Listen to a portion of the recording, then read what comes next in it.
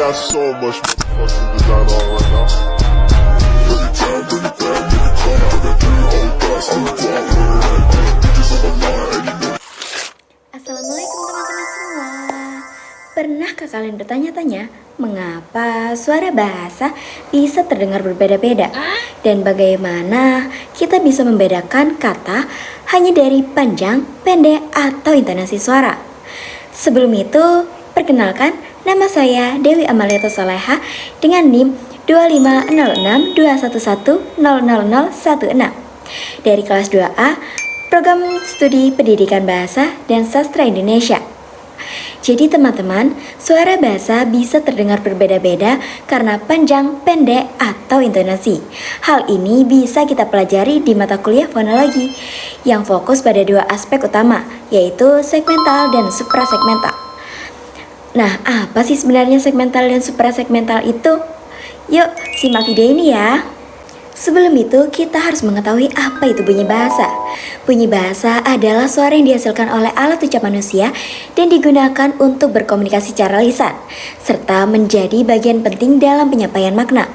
Proses terbentuknya bunyi bahasa melibatkan 3 unsur utama, yaitu sumber tenaga berupa udara dari paru-paru, alat ucap yang menghasilkan getaran, serta rongga mulut dan hidung yang mengubah bunyi agar terdengar jelas. Nah, sekarang kita masuk pada 2 aspek utama nih teman-teman. Yang pertama ada bunyi segmental. Bunyi segmental adalah satuan bunyi bahasa yang dapat dibagi atau dipisahkan menjadi satuan terkecil. Bunyi segmental juga dihasilkan oleh alat ucap dan dapat dianalisis secara terpisah. Juga dapat membedakan makna. Ada 4 jenis bunyi segmental nih teman-teman. Yang pertama ada vokal. Vokal adalah bunyi yang dihasilkan tanpa hambatan pada alat ucap dan hanya posisi lidah yang berubah, yaitu vokal A, I, U, E, O. Contohnya, vokal A misalnya pada kata apa. Vokal I misalnya pada kata ini. Vokal U misalnya pada kata buku. Vokal E misalnya pada kata meja. Vokal O misalnya pada kata bola. Nah, yang kedua ada konsonan. Bunyi konsonan adalah bunyi yang dapat dihasilkan dengan hambatan dan alat bicara. Terdapat 21 huruf konsonan, yaitu B, C, D, F, G, H, J, K, L, M, N, Q, R, S, T, V, W, X, Y, Z. Contoh pemakaian dalam kata posisi awal yaitu bahasa. Contoh posisi tengah yaitu sebut. Contoh posisi akhir yaitu abad. Nah, yang ketiga ada diftong. Diftong adalah 2 bunyi vokal yang dapat diucapkan secara bersamaan.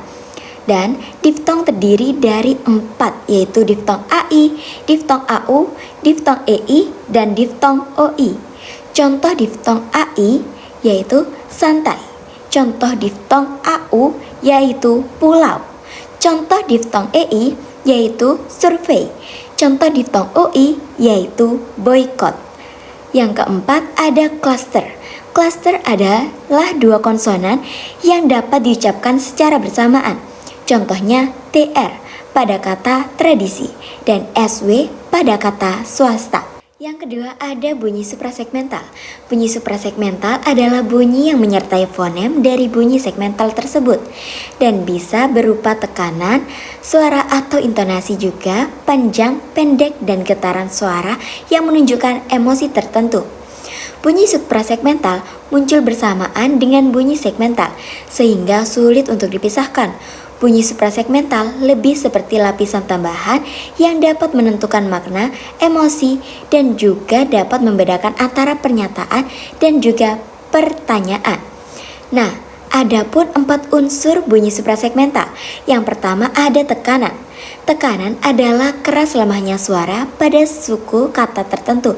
Dan fungsi dari tekanan itu yaitu kita dapat membedakan makna dan membedakan ritme. Contohnya, saya membeli buku. Penegasan orang yang membelikan buku. Yang kedua ada nada. Nada adalah tinggi rendahnya suara dan berfungsi untuk membedakan antara kalimat tanya dengan kalimat pertanyaan. Contohnya, saat ini dia mau pergi. Yang kedua ada, saat ini dia mau pergi. Nah, di situ bedakan ya teman-teman. Nah, yang ketiga ada jeda. Jeda yaitu berhenti sejenak antara kata atau frasa. Jadi, jeda juga berfungsi untuk membedakan makna. Contohnya, kami makan sate kambing. Kambing adalah jenis sate yang dimakan. Nah, yang kedua ada kami makan sate kambing. Di situ saya memberitahukan bahwa saya makan sate pada seekor kambing. Nah, yang keempat ada durasi. Durasi yaitu panjang pendek, bunyi yang berfungsi untuk membantu menyampaikan emosi dan juga memberikan penekanan dan membedakan makna. Nah, contohnya yang pertama, aku ingin mencintaimu dengan sederhana. Jeda setelah aku ingin menekankan niat atau keinginan. Yang kedua ada, aku ingin mencintaimu dengan sederhana. Jeda setelah mencintaimu menekankan cara atau sifat mencintai. Nah, jadi teman-teman dapat kita simpulkan bahwa bunyi segmental merupakan satuan terkecil dalam bunyi bahasa dan dapat dipisahkan dan dihasilkan oleh alat ucap yang juga berfungsi untuk membedakan makna. Bunyi segmental terdiri dari bunyi vokal, bunyi konsonan, bunyi diftong, dan bunyi klaster. Sedangkan bunyi suprasegmental adalah lapisan tambahan yang menyertai bunyi segmental tersebut. Tanpa bunyi suprasegmental, kita akan menjadi monoton atau ambigu dalam berbicara atau menyampaikan pesan. Nah, terima kasih ya teman-teman sudah menyimak video saya sampai akhir. Kurang lebihnya mohon maaf. Wassalamualaikum warahmatullahi wabarakatuh.